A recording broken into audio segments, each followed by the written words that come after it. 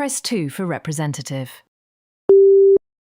Welcome back to another episode, our second episode of Press 2 for Representative. It's great to be with you today. My name is Parker, joined with Ian, where we will be discussing again the ins and outs of the exciting world of customer service. Very grateful to be here. Thank you for listening to this podcast. Again, we are super excited to have this and to share our insights on the industry and have some fun while doing it. I think it's something everybody can relate to. Oh yeah, completely agree. So super excited. I'm sure we've, gained a huge following at this point with episode 2. But yeah, press 2 for representative. Yep. Just sort of that name, just kicking it off right now with that name, I think will be really fitting with what I want to talk about today. Okay. I mean, press 2, how annoying, let's be real, how annoying is it to have to get on the line and try and connect with a real person to talk about, annoying. Your issue. It is so annoying. I cannot stress how annoyed I get with calling it. If I were to make it like a word, those word webs where it's like, the bigger the word, it's the more it's used. If I were to have a word web of the conversations I have when calling into customer service, I think representative would be the biggest word in the middle, because I'm just constantly trying representative. It's so frustrating. The 8th time, you're like, speak with representative. Yeah. What can I help you with today? Representative. I'm sorry, I didn't understand your prompt. Yeah, it's like a shooting star.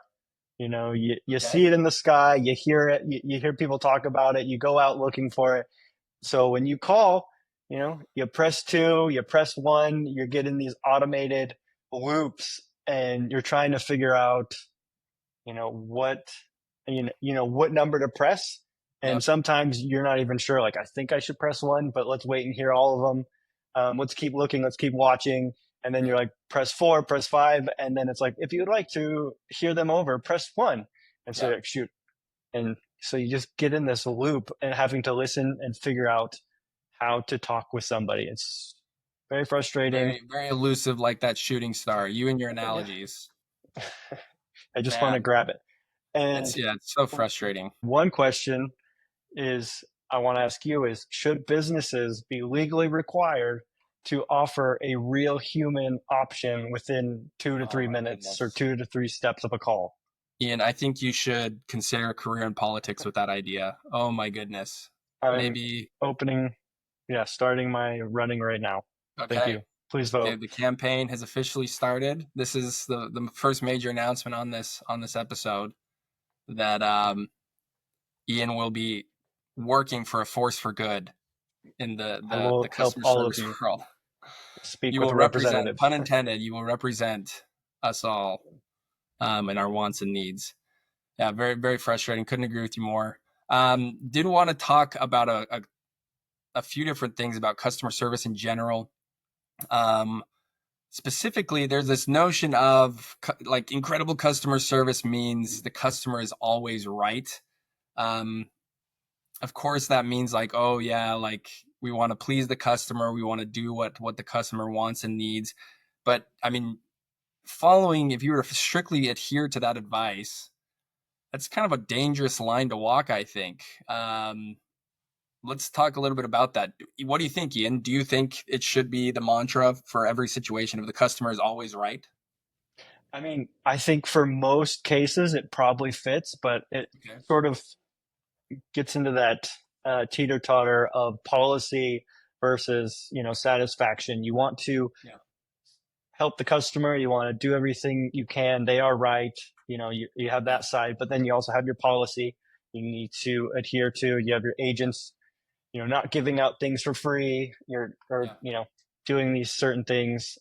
So it's sort of it's a tough spot for agents to be in, I think, honestly. Yeah, it is tough. I do think there's a balance. In fact, one story that I have in preparation for this stories. Let's talk about it then. In preparation for this, there was a story about this girl who booked over $3,000 worth of airline tickets for a trip that she was planning to get engaged on. prior to the trip taking place, she was actually diagnosed with leukemia, and so she was unable to travel. Super sad situation. Yeah. So because she was unable to travel, she reached out to the airline, said, "Hey, this is my situation. I've just been diagnosed with leukemia. I can't go on this trip anymore." Even provided a doctor's note, and the airline essentially was like, "Hey, sorry, like we can't just refund you for this." Uh, Um, so in that situation, of course, yeah, what do you do? Because super sad for her. She's out 3K going under, will be going through all of these cancer treatments that are likely going to cost her a ton of money. That's why she would love to have that money back. But the airline was pretty strict on, sorry, you made the purchase. They kind of had the mindset of we have to consider our policies and procedures. yep. So, any thoughts on that? What do you think? I mean, that's sort of what I was saying. It's just it puts the agent in a tough spot because they're trying to follow and adhere to corporate policies, but at the same time, you have this terrible situation. This person going through this life changing situation. It's very difficult for many different reasons, and so and a lot of people get mad at the customer rep. I think in these situations because they think they're to blame, but policies are there and they have to follow those. And I mean, one of my favorite moves I think a rep can do on a call is normally our policy is XYZ, but here's what I can do for you today. So that way they're helping without setting that precedent. I've been in situations or I've seen situations where there is policy, but the agent has makes a decision on that call and does something for that person. So it's tough. I think eventually the airline like extended. She had to. They ended up issuing her a credit.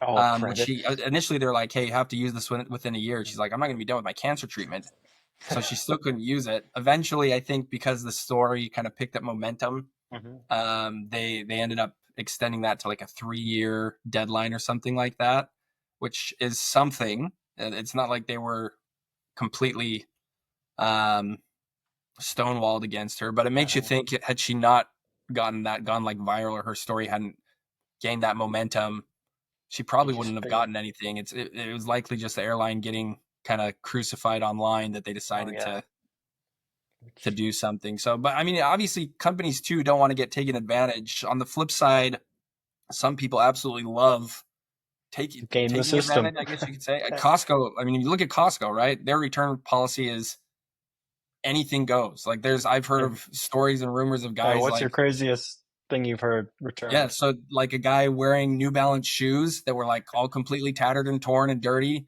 went to the counter, placed the shoes on the counter, and then went and got a brand new pair. Didn't pay a dime for them because he just exchanged them. I know there's a lot of stories like that. I've heard someone had a couch for like 2 years or I think even longer, and they returned it because it was old and used, and they got a brand new couch. There was one a few years ago. I think it was in 2018. Someone returned a live Christmas tree in January because it died, and Costco took it back. I mean, the way that Costco's structured is they just pass on that return or that loss of income to their sellers, their vendors. So they that's part of the reason they're so liberal, completely liberal with their return policy. But I don't know. That's pretty ridiculous that people do that. Builds some strong customer loyalty, I would say. I went to Hawaii not too long ago, and I was going to be there for a few days. I wanted a surfboard. And so I figured, I can rent a board, or I went to Costco and I bought a board at the same price that it would cost. It was cheaper for me to buy than to rent. And at the end of the week, me and my wife were having the discussion: is what do I do with this surfboard? It's not going to fit in my suitcase. So she's like, do we take it back to Costco and return it? And I was like, I don't know if I could do that. I didn't. I actually you have some morals. Yeah, I went to the surf shop and said, here's a new board for you. So, but look at you. Charitable contributions. And I remember in college, you hear about everybody, you try and figure out, you get a new apartment and everybody's like, okay, we need a TV for our apartment. Let's go to Walmart. we got Rent a 90, TV what for was a it, semester, 90 basically. days? It's like close to a semester and you're good. I remember hearing lots of stories about that. So Yeah, people try to game the system. I mean, this is, yeah, exactly. And obviously companies don't want to get taken advantage of. And I think Mhm. they are implementing with e-commerce. I think it's a lot easier to track that. In Oh fact, I yeah. think Amazon's like, they can flag accounts if they're constantly returning products, Mhm. right? And things like that. With brick and mortar, it's a little bit more difficult to track that unless you have like a posted like most wanted type Yeah. situation of don't let this person return things or things like that. But you got to strike that balance. I mean, I think at the end of the day, empathy is what's Oh most yeah. important. When people call into customer service and they have an issue, more likely than not, they just want to be heard. They just Oh want yeah. somebody to say like, you know what, you're right. That's super frustrating. So sorry that happened. Let me see what I can do with you. Like what you said. Mhm. And that comes down, I think, to the agent again, of Yeah. being able to assess the situation, Yeah. evaluate, and make a smart decision. So, Yeah. So oh, one quick note on empathy. To work at Apple's Genius Bar, where I think most people, most if you're an iPhone user, or even an iPod user back in the day, you're familiar with the Genius Bar and the live mhm. customer support and service that Apple provides in their stores. To work at Apple's Genius Bar, you have to have completed 2 weeks worth of incredibly regimented training. One of the concepts, the power of empathy, is highly stressed and focused in on in this training. Employees are trained on things from reading body language all the way down to certain words that they aren't even allowed to say. So Oh yeah. again, this understanding empathy. I know when we interview people for our call centers to work at our call centers, one of my questions I always ask is, hey, what do you think are some of the top characteristics a Oh yeah. customer service rep needs to have? And I'm looking and hoping to hear empathy is one of the answers that they give, because Oh yeah. it is so important. So I think you can avoid that situation of egregious or outrageous requests Mhm. from the customer and having to follow that customer's always right pattern and mindset if you simply have empathy and work to make sure that the customer feels heard. Because if they don't feel heard, then their emotions going to likely escalate. They're going to get more frustrated, and you may lose a customer, right? So Yeah. I think in some situations too, on top of being heard, um, like just when the agent sometimes just explains the policy in a way that you know relates to the customer, and listening to them and their situation, and then yep, the agent talking with them, understanding what they're going through, sharing the policy, and helping them understand what the agent has to do. yep, um, I think solves a lot of issues, and solves yep, make people leave satisfied just with those situations as well, I think. yep. Yeah, interesting topic. Again, empathy I think is the key to this. This customer is always right. Providing empathy and be like, hey, you know what? You're not wrong, right? You're not Um, wrong. you're not wrong. Um, and by doing so, then they feel heard and validated that oh yeah, okay, this person understands that I am right. Mhm. However, we still need to follow policy, so I'm going to do everything that I can to try and right the situation so you feel better about it. But yeah, empathy will take off the heat Oh yeah. 9 times out of 10, if not more. 9.9 times out of 10. Yeah. Yep. Okay. Very good. Very Yeah. good topic to discuss. Let's move on to our win and fail of the week. Ooh, my Everybody's favorite been waiting. part. Everybody's been waiting.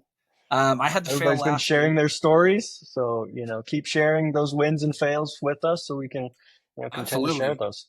Yeah, that would Yeah. be great. We would love to hear from our Yeah. listeners. If you have a win or fail of the week that you would like featured, pop us a comment, drop a comment down below, or reach out to us, Yep. and we would be more than happy to share your win or fail that you have experienced or Mhm. participated in, for that matter. So my win of the week or it's mainly about Japanese airports and customer service in Japan. Believe it or not, so the Osaka International Airport, um, it has very strongly claimed that it has never lost a piece of luggage in 30 years of operation. Never That lost a piece of luggage. wow. If that's And not a how win, they get a lot of luggage. a lot of luggage, especially right now. Being in Japan, I can attest to how many foreigners there are in Japan right now, how popular tourism is. Um, 30 years, not a single piece of luggage is it's almost That's unbelievable. incredible. But if it was Yeah, I don't. anywhere else, I probably wouldn't believe it. Japan is the service level that's provided, that and the unfair expectation they have kind of set for the rest of the world to try and Mhm. stretch for is so unfair. Every so often I see, like, on social media, a video will pop up of how different countries take care of baggage at their Oh airports. yeah, I've Show seen like the some of US. I those. mean, last week in our episode, the fail was how United throws guitars. Um, but other pieces of luggage, I've had pieces of luggage receive extensive damage when I've traveled within the US or US airlines. Japan has these videos of, like, people wearing white gloves at the baggage claim, and they're receiving the bag off the sliding ramp thing onto a padded surface, and then they prop up the piece of luggage so it's easy for the customer to grab and hold. Just literal That's white glove service when it comes to customer support and service at the airport. So props to Kansai International Airport and their 30-year streak of not losing a let's keep it single. going. Let's 30 keep it more. going. Three I decades. How long will this record go for is the question. should we start a tracker? Maybe we should. I mean, Yeah. if they were to have that sign in their office of it's been X many days since we lost a bag, we're getting up there. We are getting Yeah. up there in the count. There's, I think, airports in Europe. I think it's Mhm. Amsterdam or something that's known for losing luggage. I think I've seen a picture of there's like a room of just like endless numbers of luggage just in a Lost line. bags. Yeah, just yeah, it's crazy. Jeez.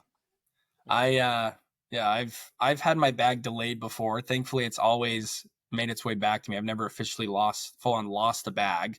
But with, like, what are they called? Apple IDs or Oh, whatever. yeah, those tags. Yeah, the air tags, that's right. Yeah. So they make things a lot easier and peace of mind for me. But yeah, I mean, I think the US too. The US, I feel like I always see people posting, "Oh, this airline lost my bag," and they're fuming about it. So props I props to think Japan. I think my parents lost their luggage on the way to a cruise. And so I think they had to quickly buy some clothes and went on their cruise ship because they weren't able to find their suitcase in time. Jeez, Yeah, were some terrible. funny stories. That does sound That's a funny. different time. Yeah. Different time. Why don't you enlighten us with the fail of the week, Ian? Yeah. So fails of the week, like we say in last episode and this episode, bad customer service isn't just inconvenient. It actually impacts people's perception of the whole company. Yeah, Customers feel not valued. They, rage. They're in uproar, and they take to social media. And yeah, it's where you hear all these bad stories of someone tweeted this incident.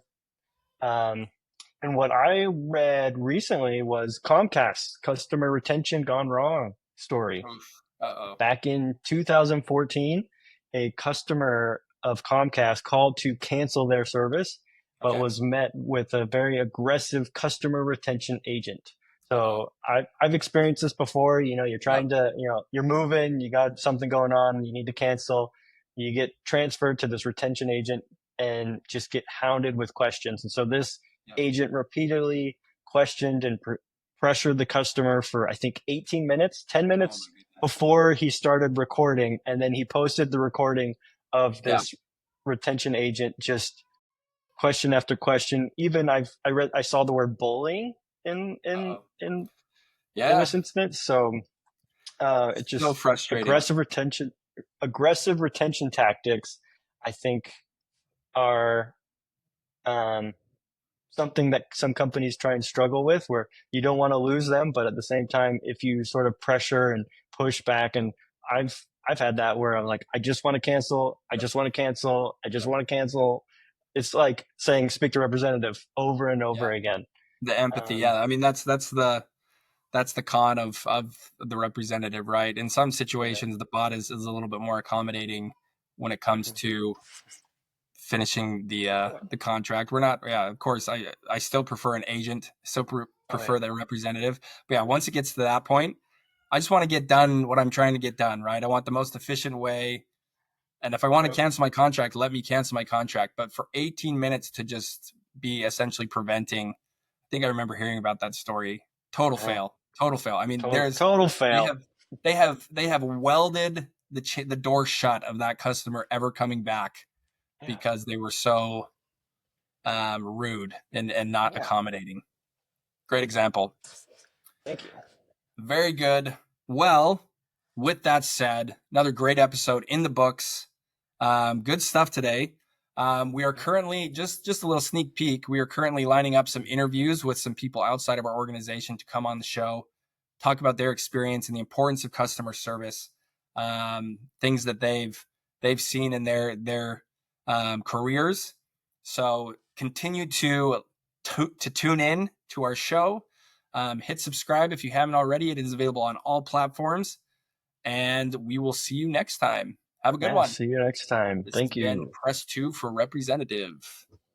See you later. See ya.